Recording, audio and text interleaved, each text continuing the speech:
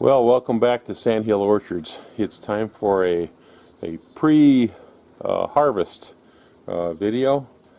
Take a look at some trees here. Here I'm in front of the house, and here is the Honeycrisp tree. It's all loaded down on one side, on the downwind side. The color is really good. It will get more red. I'm going to actually pick one. It is September 6th, and a lot of people are picking Honeycrisp at this time. I typically let them go a little bit longer, and they get sweeter. But I'm going to pick one here that's a little lopsided and do a taste test.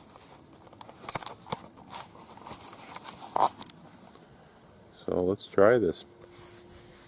We had a nice little rain last night, and trees are all shiny.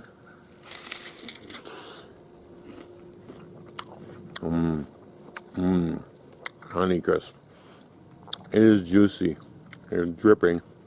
It's a little bit chewy yet. A little bit chewy. So it will get better. It doesn't break free as you chew it so much when it's early. A lot of apples are like that.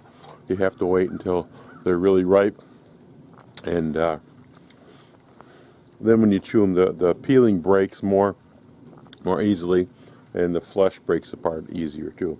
But it is, I mean, it's as sweet as a lot of apples are when they're ripe, and this isn't quite ripe yet. I see a bad one there. It's a little brown rot. I don't know if you can see that. It's kind of bright out here. Usually I like to take my videos towards sunset when the colors are a little less stark. But look at these apples here. Sometimes right there, I mean, it's red. The tree up here by the house gets quite a bit of sunlight. Now, the Liberty tree here is changing shape. It's being weighted down. The limbs are getting lower. I'm trying to keep to the shade here where I get a little better color rendition. But as you can see, they're sizing up good. We're getting some rain. Not as big as they used to be. Trees, when they're young, they typically will put out bigger apples. And as they get older, not so much. The Cortland over here looks like it's doing pretty good though. Let me get on the sun side.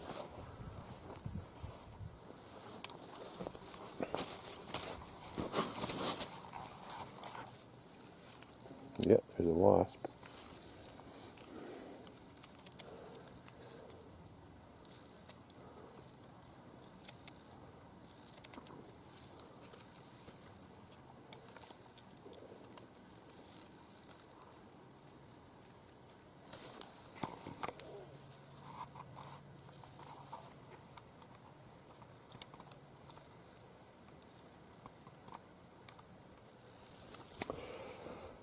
I used to pick these off when the bird would peck on it, and then the wasp would get into it.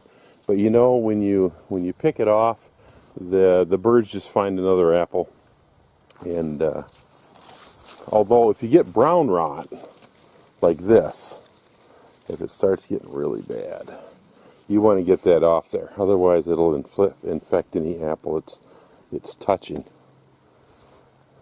But some apples, if a bird pecks it, let me get that one off too. Some apples, the pecked area, the hole, will just dry up, but the rest of the apple will be okay, like on a Dayton tree. And it'll just sit there with a hole in it for weeks. Whereas some apples, like the Cortland, you get a hole put in it and it'll start rotting away. So my Richelieu tree will do that. It will. You get a hole put in the skin, and in 3 days it's dead. I mean, the apple's gone. Okay, well there's this. The Macoun tree up here by the house is very, very light set this year, so I was hoping to get some larger apples. These won't be ripe until first week of October. You know what? I'm going to undo this thing here. I cut away at this limb because it had fire blight on it, and since I cut most of the bark off, I thought maybe I should protect it. So I protected it with some saran wrap. I didn't know if this would cause problems or not with insects, so I sealed it up, and you know what? It looks like it's healing pretty good. This tape will split off. It's a paraffin wax tape, so that won't cause a problem, a girding problem. But I can see bark growing back, so that might just heal. Huh. Looking pretty good. We'll see. I'm going to finish this this Honeycrisp apple. I'm going to finish this Honeycrisp apple. You know an apple's good when I bite into it, and I keep biting into it, and I finish the apple.